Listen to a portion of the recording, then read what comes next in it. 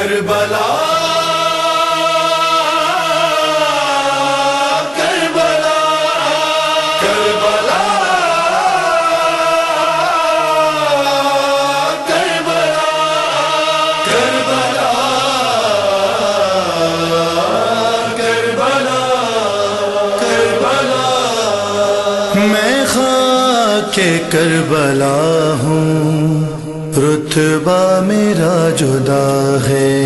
میں خاک کربلا ہوں، رتبہ میرا جدا ہے۔ میں خاک کربلا ہوں، رتبہ میرا جدا ہے۔ کرتے ہیں رشک مجھ پر کوثر کے بھی کنارے، زینب کے سر میں میں نے 2 سال ہے گزارے۔ میرا در ایک ذرہ ظلم کا گواہ ہے۔ میں خاک کربلا ہوں، رتبہ میرا جدا ہے۔ میں خاک کربلا ہوں، رتبہ میرا جدا ہے۔ کہ جو قبر حسین کا زائر کربلا معلیٰ کی زیارت کو کوئی معمولی عمل نہ سمجھے، افضل ترین اعمال میں سے ایک جو کربلا معلیٰ کا زائر ہے، اس کے لیے فاطمہ کا وعدہ ہے کہ میں اس کو امان دوں گی، اس کے لیے خدیجہ طاہرہ کا وعدہ کہ میں اس کو امان دوں گی، کربلا معلیٰ کی زیارت۔ اور یہاں پہ میں ایک بات کہہ دوں کہ روایتوں میں آیا کہ کربلا کی سرزمین وہ جسے 10 خصوصیات پروردگار نے عطا کی، 10 خصوصیات جو دنیا کے کسی اور زمین کو نہیں ملی۔ کربلا کی زیارت پہ لوگ جانا شروع ہو گئے۔ معرفت کے ساتھ جائیے تو زیارت کا مزید لطف و مزہ آئے گا۔ کربلا کو 10 شرف ملے۔ یہ کربلا وہ جو مرنے کے بعد قبر میں ہمارے کام آئے گی، یہ کربلا وہ جو قیامت کے میدان میں ہمارے کام آئے گی، یہ کربلا وہ جو پل صراط پہ ہمارے کام آئے گی۔ کربلا معلیٰ کو پروردگار نے 10 ایسے شرف دیے جو کسی اور زمین کو نہیں ملے۔ ان میں سے ایک آدھ شرف مکے کو ملا، ایک آدھ شرف مدینے کو ملا، اکٹھا یہ 10 شرف۔ سب سے پہلا شرف تو یہ کہ کربلا کا قرآن نے خصوصیت کے ساتھ سورہ قصص کی 30ویں آیت میں تذکرہ کیا اور کہا ہذہ البقعۃ المبارکہ، یہ پاک اور پاکیزہ زمین۔ خاص سورہ قصص جو 28واں سورہ ہے قرآن کریم کا، اس کی 30ویں آیت میں کربلا معلیٰ کا قرآن نے خصوصیت سے تذکرہ کیا۔ اور عجیب بات یہ کہ خالی کربلا کی زمین کا تذکرہ نہیں، نہر فرات کا بھی تذکرہ۔ شاطیہ بالوادی الایمن، حضرت موسیٰ کا واقعہ کہ پروردگار نے ان کو ایک وادی کے کنارے سے پکارا۔ معصوم فرماتے ہیں یہ فرات کی وادی، اور کہا وہذہ البقعۃ المبارکہ، قرآن کہہ رہا کہ خدا نے موسیٰ کو وادی کے کنارے سے پکارا اور ایک مقدس زمین میں پکارا اور کہا کہ میں تمہارا پروردگار ہوں۔ وہ وادی فرات کی وادی ہے اور وہ زمین کربلا کی زمین ہے۔ بیک وقت کربلا اور کربلا کے دریا دونوں کا تذکرہ قرآن کی ایک آیت میں، دنیا کی کسی اور زمین کو ایک آیت میں 2 مقام پر ذکر ہونے کا شرف نہیں ملا۔ یہ سرزمین کربلا کا شرف ہے۔ سرزمین کربلا کا دوسرا شرف یہ کہ روایتوں میں یہ کہ ایک مرتبہ مکے کی زمین نے اپنے آپ پہ فخر کیا۔ یہ روایت 4 معصوموں سے مروی۔ مکے کی زمین نے اپنے آپ پہ فخر کیا اور کہا کہ پروردگار نے مجھے کتنا بلند مقام عطا کیا، کعبہ میرے پاس، زمزم میرے پاس، صفا میرے پاس، مروہ میرے پاس۔ تو ایک مرتبہ کربلا کی زمین جواب دیا کہ اے مکے کی زمین، تیرا شرف اپنی جگہ ہوگا، لیکن یاد رکھ پروردگار نے مجھے تجھ سے زیادہ شرف والا بنایا۔ خدا نے جب تجھے حرم بنایا، حرم یعنی جو یہاں آ جائے وہ امن و امان میں، اس سے 20,000 سال پہلے کربلا کو حرم اور امن قرار دیا جا چکا۔ تو تو بعد میں حرم بنی، تو تو بعد میں امن کی جگہ بنی، میں تجھ سے 20,000 سال پہلے حرم اور امن کی جگہ بن چکی۔ اور روایت میں یہ کہ پروردگار نے بھی یہی جواب دیا کہ اے سرزمین مکہ، میں نے کربلا کی زمین کو تیرے اوپر شرف عطا کیا۔ کربلا کی زمین کا تیسرا شرف یہ بیان کیا جاتا کہ اسے جنت کا ایک باغ بنایا گیا، محاورتاً نہیں حقیقتاً۔ روایت میں معصوم کا جملہ کہ کربلا چاروں طرف 20-20 گز کا جو فاصلہ وہ جنت کا باغ ہے۔ 12 میل تک کربلا مقدس مقام، اور جہاں مولا کی زری اس کے چاروں طرف لمبائی اور چوڑائی میں 20 گز جنت کا باغ ہے۔ کیا مطلب ہوا اس کا؟ اس جملے کا مطلب کیا؟ جب قیامت کا دن آئے گا تو خدا کربلا کے اتنے ٹکڑے کو، اب آپ اس کو ذہن میں رکھیے تاکہ جب آپ کربلا معلیٰ کی زیارت کے لیے تشریف لے جائیں تو کربلا کی سرزمین کے اس حصے کو ضرور اس کے ثواب کو حاصل کریں، کیونکہ عمرے پہ جانے والے کتابوں میں پڑھتے ہیں کہ رسول کی مسجد میں ایک جنت کا ٹکڑا، تو وہاں اتنا ازدحام ہوتا ہے کہ بعض اوقات قطار لگانا پڑتی، بعض اوقات نماز کا موقع نہیں ملتا۔ کربلا کے بارے میں بھی یاد رکھیے کہ ذریعہ امام کے چاروں طرف 20 گز کا فاصلہ جنت کا ایک باغ ہے، اور اس کا مطلب یہ کہ جب قیامت کا دن آئے گا تو خدا اتنے حصے کو کربلا کی زمین سے جدا کرے گا اور اسے جنت میں داخل کیا جائے گا۔ اب اصل جملہ سنیے، اصل جملہ سنیے۔ روایت میں یہ کہ جنت میں اولو العزم انبیاء کے مکان جس ٹکڑے میں بنیں گے وہ کون سی جگہ ہے جنت میں؟ بہرحال آپ کراچی شہر میں رہتے ہیں جہاں زمینوں کے مسئلے آپ کے سامنے، زمین علاقے کے اعتبار سے اس کی قیمت بڑھ جاتی، کارنر کا پلاٹ ہو تو اس کی ویلیو کچھ اور بڑھ جاتی۔ جنت کے اندر کیا انبیاء اور خصوصاً اولو العزم انبیاء وہی اسی زمین جنت پہ رہیں گے جس پہ آپ عام انسان ہیں؟ جی نہیں۔ کربلا کا اتنا حصہ ذریعہ امام کے چاروں طرف 20 گز یعنی 60 فٹ، یہ حصہ وہ جو قیامت کے دن اس پر اولو العزم انبیاء کے مکان بنائے جائیں گے اور جنت میں انہیں اسی علاقے میں رہنا، اس لیے اس کو جنت کا باغ قرار دیا گیا۔ یعنی جتنی دیر آپ کربلا معلیٰ میں امام مظلوم کی زری کے قریب قبے کے نیچے کھڑے ہوئے ہیں تو یہ ذہن میں رکھیے کہ چاروں طرف 20 گز کا علاقہ وہ کہ جہاں جناب موسیٰ کا مکان بنے گا، جہاں جناب عیسیٰ کا مکان بنے گا، جہاں جناب ابراہیم کا مکان بنے گا، جہاں جناب نوح کا مکان بنے گا، اور ان سب سے بڑھ کے سردار انبیاء یعنی ہمارے پیغمبر کا مکان بھی اسی علاقے میں بنے گا۔ اس جگہ آپ کے قدم ہیں، اس جگہ آپ کی پیشانیاں، اس جگہ آپ دعا مانگیں، اس کی فضیلت ہی کچھ اور ہے، اس کا مقام ہی کچھ اور ہے۔ اسی لیے کہا جاتا کہ شب جمعہ قبے کے نیچے مانگے جانے والی دعا خدا کبھی رد نہیں کرتا، کیونکہ خاص یہ مقام انبیاء کے مکانات کا مقام ابھی خالی پلاٹ پڑا، یعنی قبر امام کے علاوہ میدان قیامت میں اس میں جنت کے اندر یہ جنت کے سب سے اعلیٰ منزل میں پہنچے گی۔ اور چوتھی چیز اسی لیے روایتوں میں یہ آیا، جملہ آیا ہے روایتوں کہ جتنے بھی انبیاء گزرے ہیں اس دنیا میں ہر ایک کی ایک ہی تمنا تھی، مجھے کربلا کی زیارت کا موقع مل جائے۔ حسین مظلوم کی شہادت سے پہلے انبیاء کا سلسلہ ختم ہو گیا، تمام انبیاء کی یہ خواہش و تمنا تھی کہ ہمیں کربلا کی زیارت کا موقع مل جائے، اور آسمان کے جتنے ملائکہ ان کی ایک ہی تمنا، اگرچہ ملائکہ کے پاس قوت شہویہ نہیں ہوتی، خواہشات نہیں ہوتی، مگر ایک خواہش ایسی جو آسمان کے ہر فرشتے میں ہے، اور وہ یہ کہ زندگی میں ایک مرتبہ مجھے کربلا کی زیارت کا موقع مل جائے۔ 1,24,000 انبیاء یا پتہ نہیں کتنے ملائکہ خدا نے خلق کیے، سب کی ایک ہی تمنا ہے کربلا کربلا کربلا، ایک موقع مل جائے سرزمین کربلا کی زیارت کا۔ تو کربلا کی چوتھی خصوصیت کہ جتنے بڑے انبیاء ان کا یہ خون بہا یا ان کو کسی دکھ کا سامنا کرنا پڑا، اور جتنے بھی انبیاء گزرے ان سب کی تمنا رہی پروردگارا ایک مرتبہ مجھے کربلا کی زیارت کا موقع عطا کر دے۔ اب اتنی مشہور روایت کہ میں کیسے بیان کروں۔ میرا مسئلہ یہ بھی کہ کربلا کے فضائل آپ اتنا سنتے رہتے ہیں کہ نئی روایت بیان کرنا پرانی روایتوں کو چھوڑ کے مناسب نہیں، اور پرانی روایتیں آپ کی سنی ہوئی۔ سن لیجئے ایک چھوٹا سا جملہ، تفصیل میں جانے کی ضرورت نہیں۔ جب علامہ ہلی پریشان ہوئے، بہار الانوار جلد 10 10ویں جلد، حدیث ہے، یہ بہار کی حدیث ہے، میں نے خود پڑھی کہ ایک مرتبہ جناب ام سلمہ نقل کیا ہے جناب عائشہ کے حوالے سے، فرماتی کہ پیغمبر اپنے نواسے حسین کو اپنی گود میں بٹھائے ہوئے تھے، بوسہ لے رہے تھے۔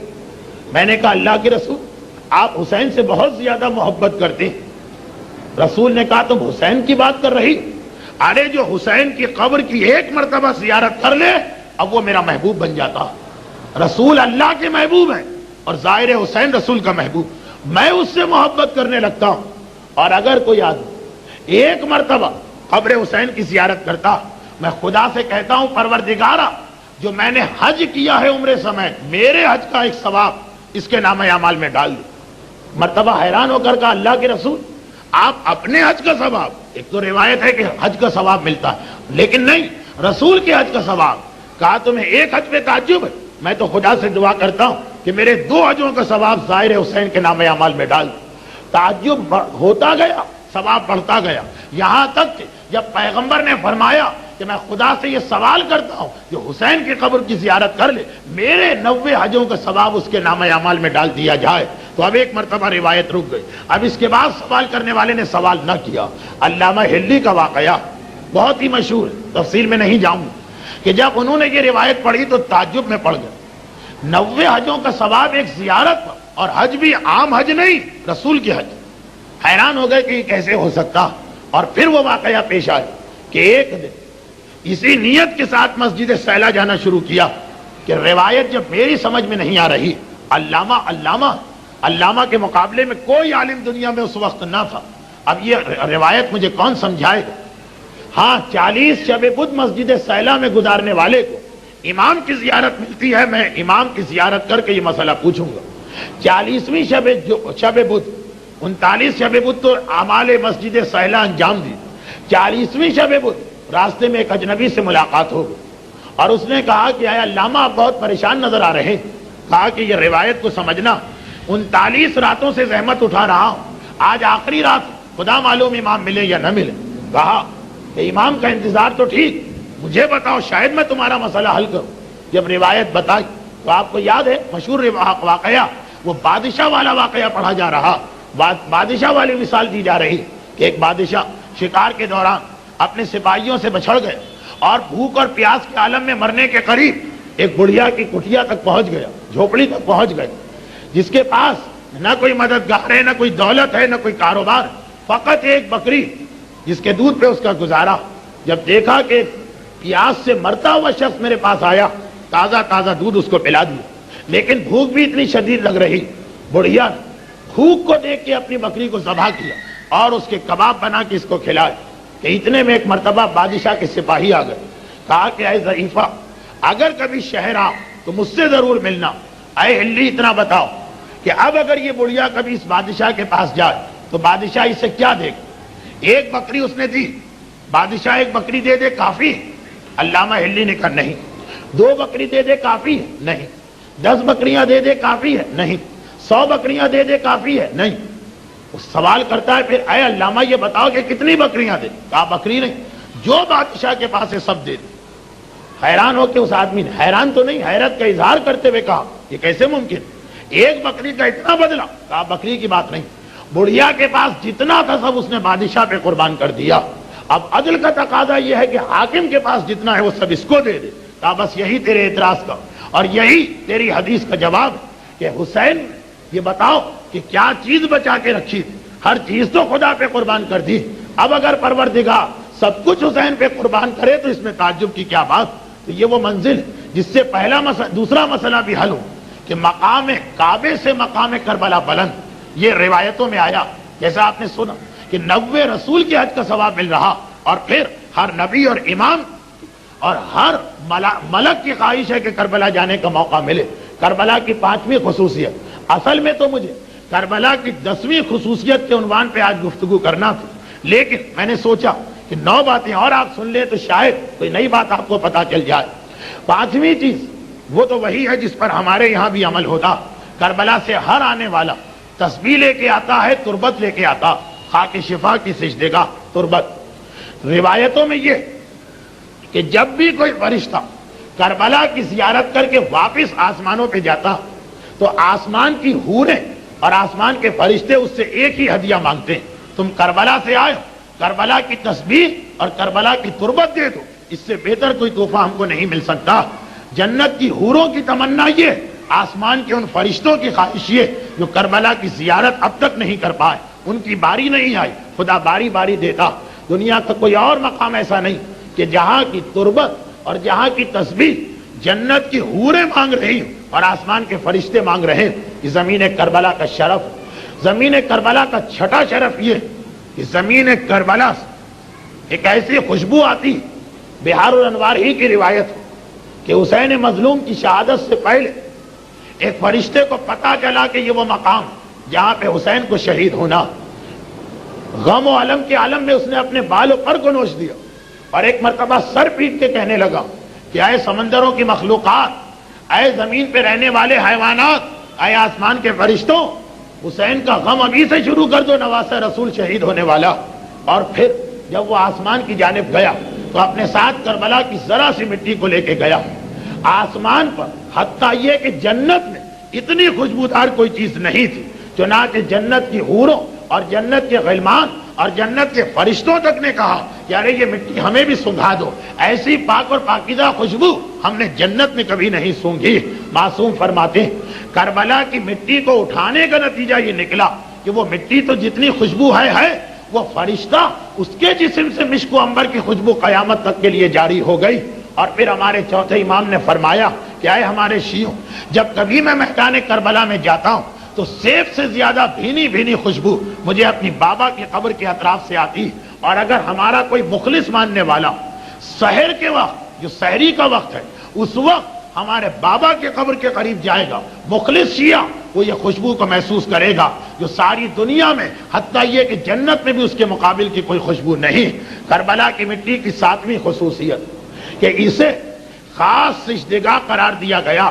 چھٹے امام فرماتے ہیں کہ ہمارے ماننے والوں کو کیا ہو گیا، ان کی ذمہ داری ایک زرد رنگ کا کپڑا لیں، اس میں کربلا کی خاک کو ہر وقت جمع رکھیں، اور جب کبھی نماز کا وقت آئے اپنے معبود کی بارگاہ میں پیشانی کو جھکائیں، اس کپڑے کو کھولیں، جہاں سجدہ کرنا وہاں کربلا کی مٹی کو پھیلائیں، اور سجدہ کریں تو اس خاک کربلا کے اوپر سجدہ کریں۔ آٹھویں خصوصیت، آٹھویں، نویں اور دسویں، ان تین باتوں پہ ذرا آپ توجہ دیجیے۔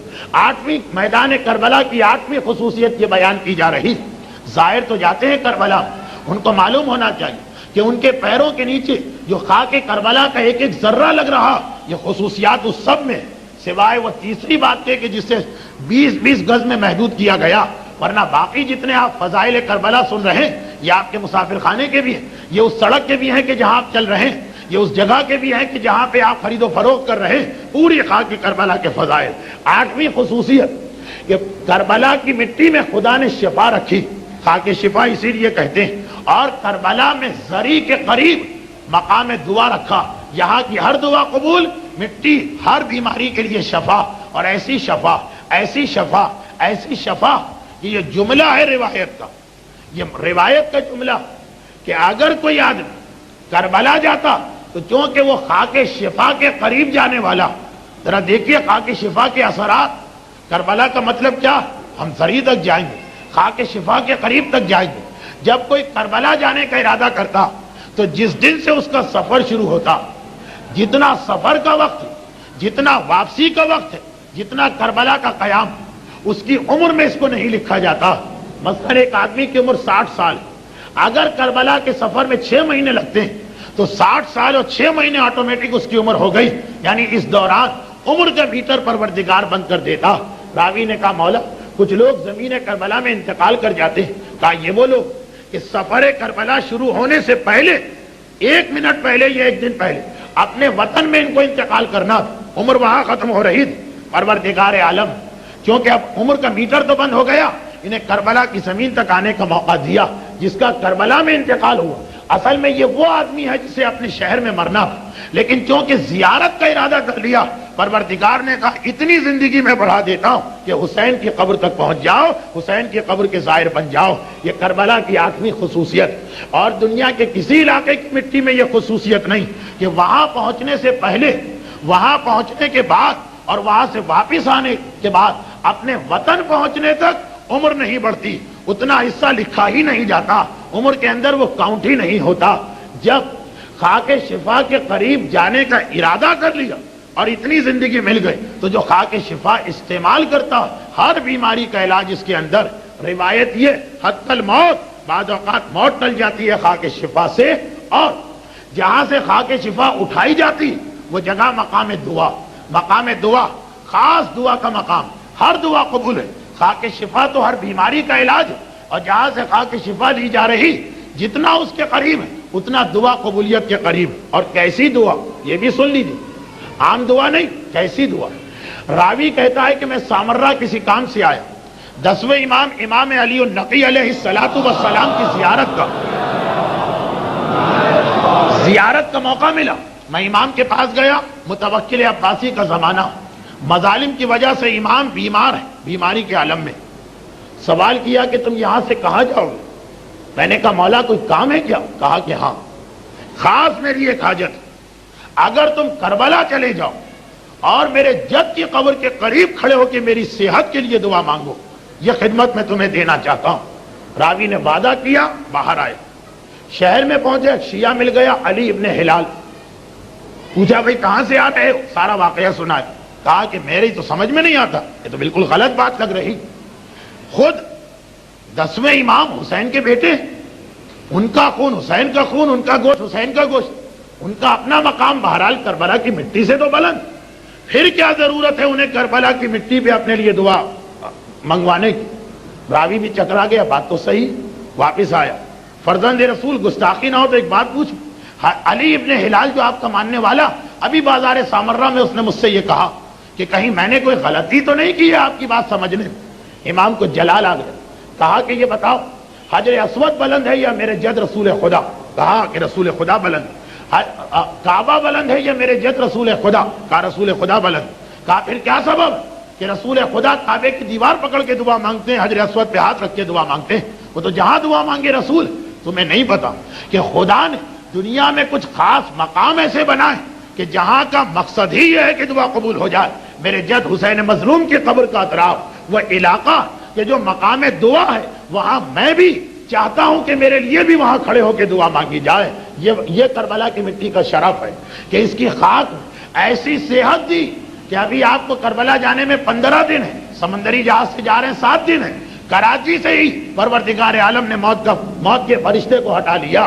خاک کربلا سے آپ 500 میل دور ہیں, 1000 میل دور ہیں, 5000 میل دور ہیں, اور صحت مل گئی. اور مقام خاک شفا جہاں سے یہ مٹی نکلتی ہے, وہ دعا کی قبولیت کا ایسا مقام کہ معصوم امام کہہ رہے کہ میں چاہتا ہوں کہ میرے لیے وہاں دعا مانگی جائے. نویں خصوصیت خاک کربلا کی, نویں خصوصیت. آغا خوئی فرماتے ہیں, مسئلہ لکھتے ہیں اپنی کتاب میں, مستحب ہے کہ جب مرنے والے کے اعضائے سبع پہ کافور ملا جائے. کافور دیکھیے, غسل میت کے بعد کفن پہنانے سے پہلے حنوط ہوتا, پیشانی, دونوں ہتھیلیاں, دونوں گھٹنے, دونوں انگوٹھے, اس پہ کافور ملا جاتا. اور اگر کچھ کافور زیادہ ہو تو ناک اور سینے پر, جو مستحب. مولا آغا خوئی کا جملہ کہ مستحب ہے کہ مرنے والے کو جو کافور لگایا جا رہا اس میں خاک شفا کو تھوڑا سا ڈالا جائے, اور اس خاک شفا کو اس کے ساتھ ملا کے پھر اگر یہ کافور لگایا جائے تو مرنے والا میدان قیامت میں جب آئے گا تو اس طرح سے اس کے اعضائے سجدہ چمک رہے ہوں گے, انبیاء سوال کریں گے یہ کون آ گیا. خاک شفا, البتہ خاک شفا کا احترام بھی, چنانچہ پیشانی اور ہاتھوں میں لگائیں, ان اعضاء پہ نہ لگائیں جہاں بے احترامی ہو رہی. اچھا, جب یہ مسئلہ, آج تو آغا خوئی نے فتویٰ دیا ہے, فتویٰ, جب یہ مسئلہ پہلی دفعہ صاحبان ایمان کے بیچ میں آیا تو عبداللہ ابن جعفر حمیری پریشان ہو گئے.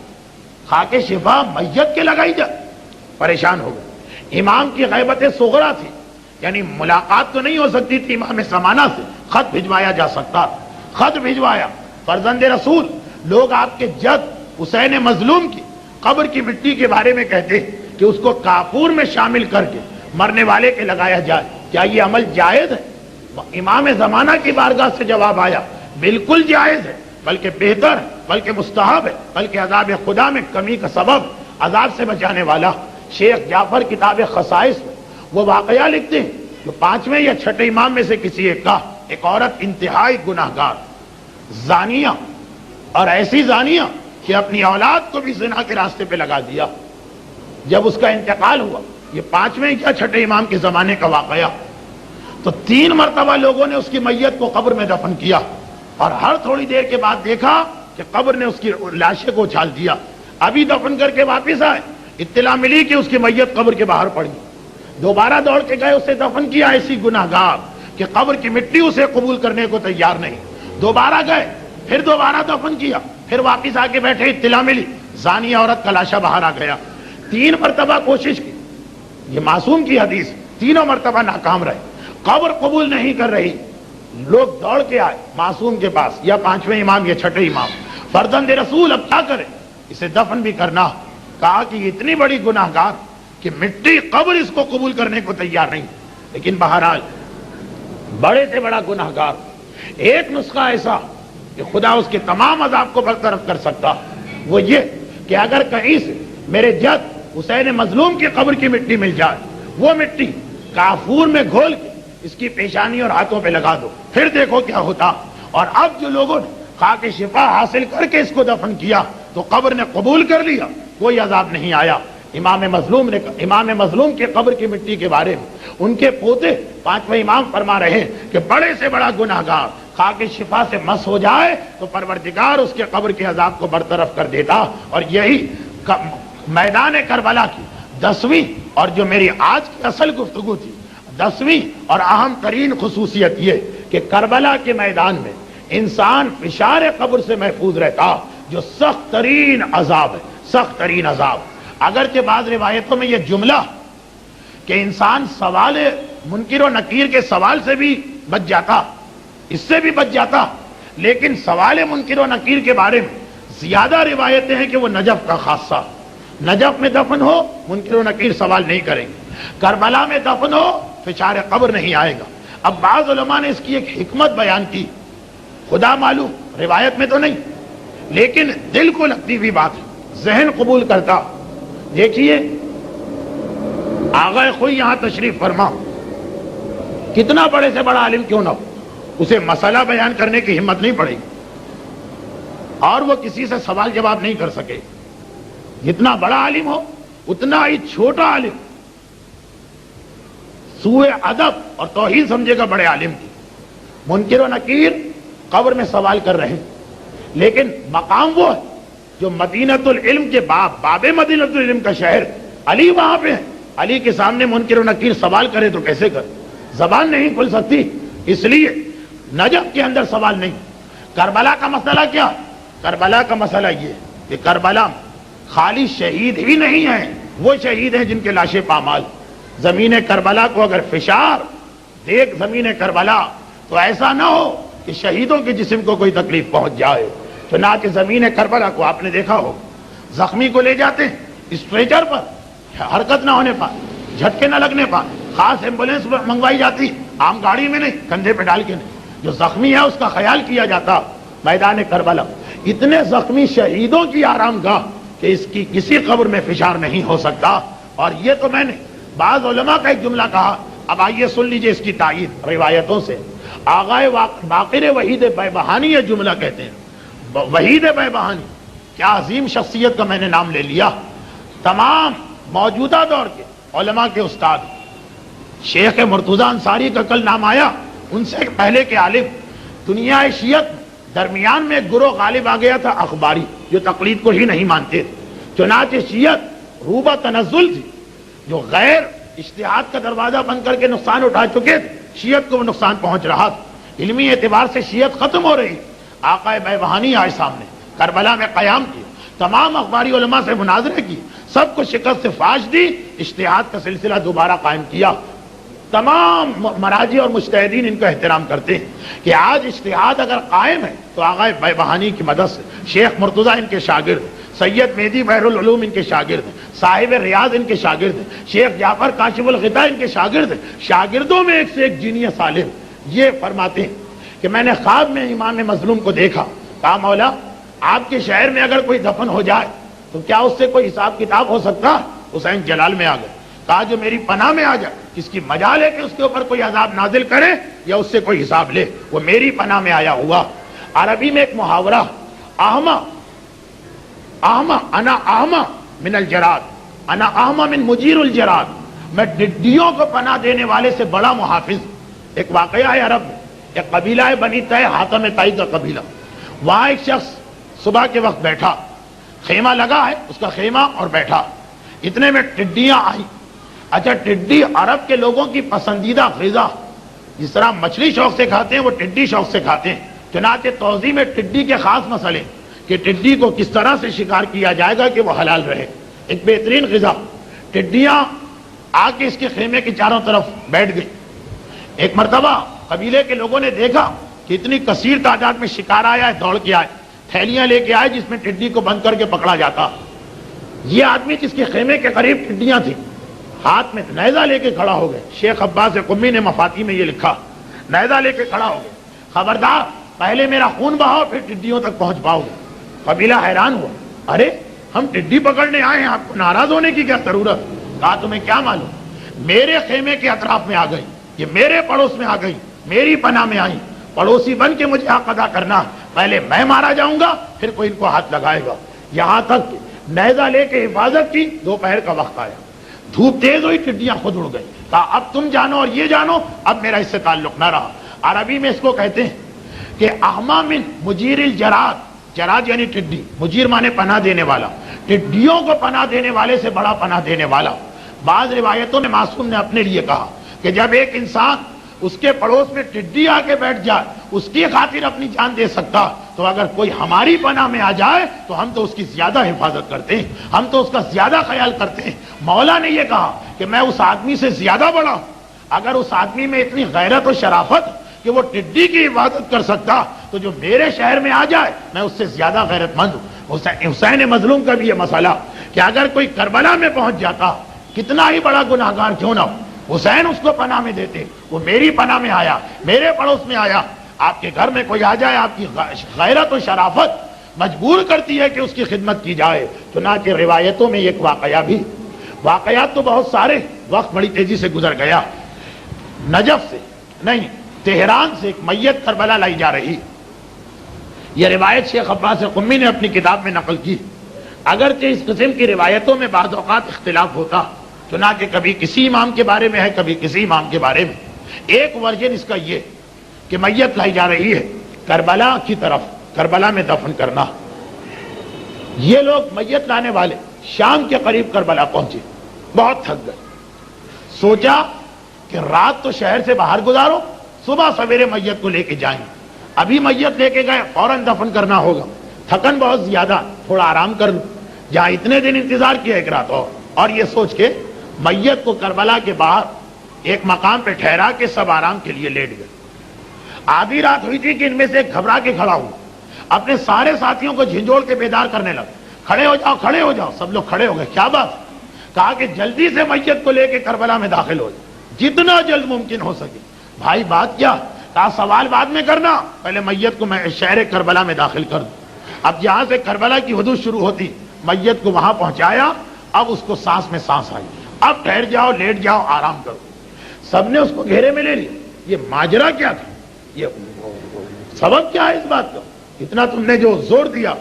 جواب دیا کہ میں جب سویا تو خواب میں نے دیکھا کہ 3-4 عذاب کے فرشتے اور 2-3 ہمارے شہر کے پرانے مرحومین آئے، اور آنے کے بعد اس کو گھیر کے کھڑے ہو گئے، عذاب کے فرشتے بھی اور وہ مرحومین، اور ایک دوسرے سے کہہ رہے ہیں کہ جتنا حساب کتاب اور عذاب لینا ہے اس سے آج ہی رات لے لو، کل اگر یہ کربلا میں داخل ہو گیا پھر ہم کچھ نہیں کر سکتے، نہ ہم سوال کا حق ملے گا، نہ عذاب دینے کا حق ملے گا، نہ اس سے کچھ مانگنے کا حق ملے گا۔